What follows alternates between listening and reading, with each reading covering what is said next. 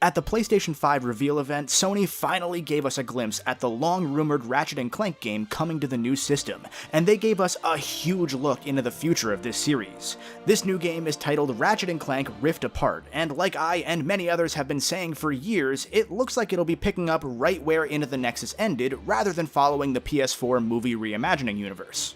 I'm gonna try and give some light, very immediate analysis on what was shown off based on watching the reveal like 5 or 6 times in a row. This isn't gonna be some super in-depth game explain analysis, so if I miss something, please make sure to let me know in the comments down below.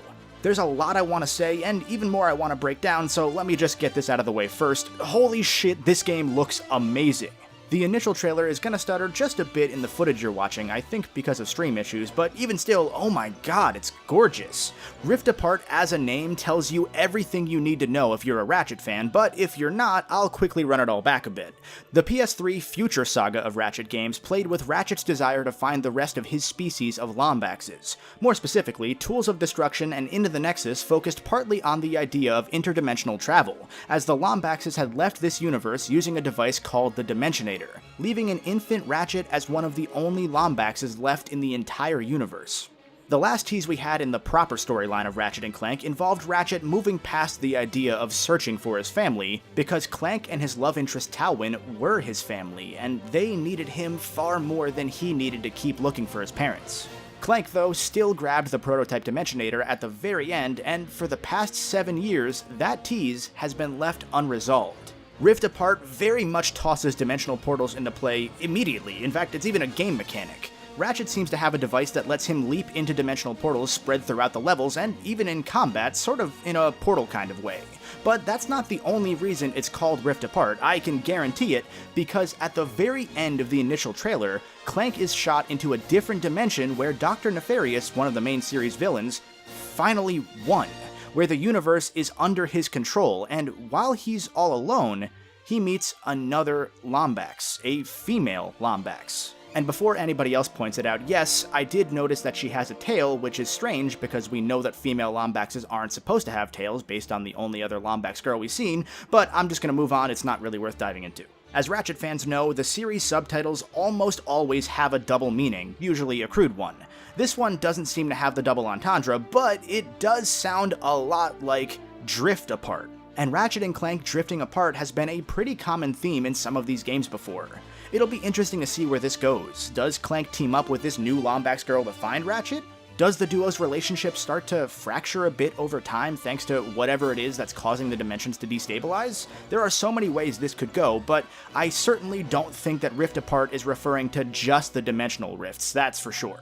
Now, one thing I'm hesitant on immediately is that Dr. Nefarious seems to yet again be the villain, and I'm one of the few that didn't really like Nefarious all that much as Crack in Time's villain. I love him as a character, but his entire run in that game is essentially just replaying his greatest hits from Up Your Arsenal. And this alternate dimension or other part of the universe or whatever it is seems to imply that Nefarious took over in the exact same way he'd tried to back in Crack in Time.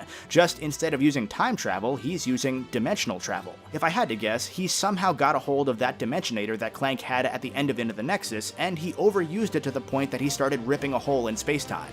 It wouldn't be the first time he's gone overboard, it's kind of his thing. Either way, I'm just a little bit cautious, but I'm hopeful that they'll add more wrinkles to his character, considering that All for One made him a bit more than just another evil villain. This dimension jumping mechanic, though, I'm beyond excited for. The way the initial trailer played the portal jumping, it almost felt like they were running through a greatest hits of the series without actually calling back to any of those old games directly. We had several vastly different locales in this on-rail segment, from a desert plateau sort of planet that looked kind of like Veldin, a city that resembles Metropolis, there's a fight on a space pirate ship, and most interestingly, there's a dark city that looks both like Haven City from the Jack games, but also has what looks to be the Megacorp logo on some of the signs. Given that Megacorp always seemed to specifically be tied to the Bogon Galaxy from Ratchet 2, and not the Polaris Galaxy where this game probably takes place, that's an interesting tease. Either it means that the dimensional rifts are taking the duo way out of the galaxy and all around the universe, or it means that it's jumping into alternate multiverses, like say one where Megacorp took over the neighboring galaxies rather than just the one. Again, Insomniac seems to be tying a lot of the old series together in callbacks immediately, which is probably both a show of, hey guys, yeah, we remember the old storyline too, don't worry, and a plot focus in some significant way. Could we see old characters return from those galaxies? Perhaps, although I'd be surprised. My guess would be that this is another very, very soft reboot, sort of like the future games were, in that they're still in the same universe and the same canonical timeline, but that this story is contained instead of relying on too much of the old lore. Especially since this is a PS5 game and we still don't even have a PS4 remaster collection of the older games. Now, the most interesting thing story-wise is obviously that new Lombax, because Ratchet specifically had given up on searching for his species. Could she perhaps be a new playable character? Based on the hammer she's wielding, she very well could be. Maybe she plays a bit more aggressively with a hammer compared to Ratchet's wrench, for example. And since Clank is completely lost, he very certainly has to partner up with her to find Ratchet. Now again, my only immediate thought and concern is that Ratchet already has an established love interest, Talwyn, and we've seen Insomniac drop past love interests before without explaining them away. It's very possible that these two will hit it off whenever they meet in the game, and I hope they at least address that Ratchet's got a girlfriend whose only other friends literally died in the last game. Otherwise, kind of a dick move, Ratchet. Again, either way, I'm really excited to see where it goes, because this is a great wrinkle that fans have been begging for a resolution on for the past 11 years. Ratchet fans really want to know the fate of the Lombaxes, and even if Ratchet has said he's happy where he is, we all know that he wants to know as well. But this story trailer wasn't all that we got, because they then showed off a full pre-alpha gameplay trailer right afterwards. Based on that pre-alpha watermark on the bottom, I'm gonna guess that this isn't a launch game like was rumored. Plus, Insomniac revealed a Miles Morales Spider-Man game for 2020, which nobody was expecting this soon, so it seems like Ratchet needs a bit more time to cook. What we've gotten already though, again, holy shit, it's so gorgeous. My knee-jerk reaction to seeing the gameplay is that it seems like it's still 30 frames per second, which I was expecting, but I know will annoy some people. Also, Ratchet seems to walk and move a little bit more slowly than in previous games for some reason, although that might have just been the fault of the stream as well. Everything else looks to be an insane leap forward from the PS4 game, which was already one of the best looking games when it came out. The particle effects here are wild, to the point that they might end up being distracting at some point, but for now, I'll take it. It also looks like at least some of the environments will be destructible in this game, based on the explosions and fragments from a few of Ratchet's new weapons. Oh, and yeah, at least 3 of the 4 weapons shown off are brand new, answering the criticism that many of the recent games had been reusing guns too much. The 4th of those guns seems to be the returning combustor, although it also looks like it might just be a different blaster, but a blaster's a blaster in this series, so who really cares? The other 3 weapons are a bomb glove that turns the blast radius into flowers and plants, a shatter bomb which really seems to love destroying the environment, and your usual shotgun sort of gun called the Enforcer.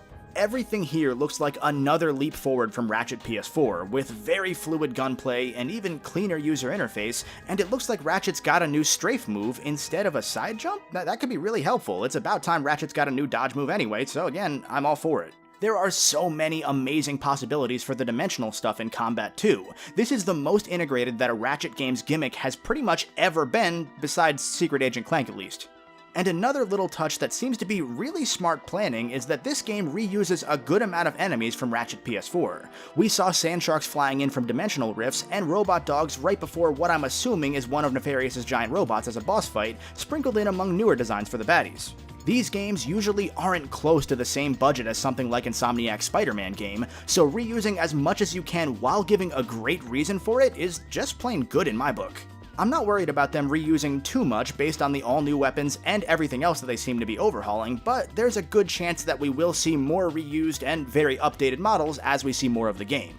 I don't have that much more that I really want to say other than, again, wow, it's right off the bat checking every box that fans were hoping for, and seemingly answering many of the concerns that those players had brought up with the last couple games. The fact that 2 of the first 3 new games that Sony showed off for the PS5 were from Insomniac is a huge testament to Sony's faith in the company, if that massive $230 million buyout wasn't indication enough. My current guess would be that this could be a potential May 2021 sort of game, possibly fall, but I would think probably closer to spring. I personally expected this to be launched based on the rumors, but Insomniac pulled the old switcheroo, and I'll happily take more Spider-Man instead. Either way, we've got a lot to look forward to with Ratchet going forward, folks. And with that, I'll leave you off with a question. What do you want to see from Ratchet & Clank Rift Apart? Make sure to chime in the comments, and if you're new here, make sure to subscribe. If you want to watch another Ratchet video, you should definitely check out my video with Ant Dude diving into all of Ratchet & Clank's crossovers in other games. As always, until next time, stay golden. This video was made in part thanks to supporters on Patreon, including Goldstorm07, Wolf Ko-san, Mayor Hairbear, and Buckles Chucklow. If you'd like to support future videos and gain access to exclusive perks and bonuses, you can do so for as low as $1 a month at patreon.com/thegoldenbolt. Thank you.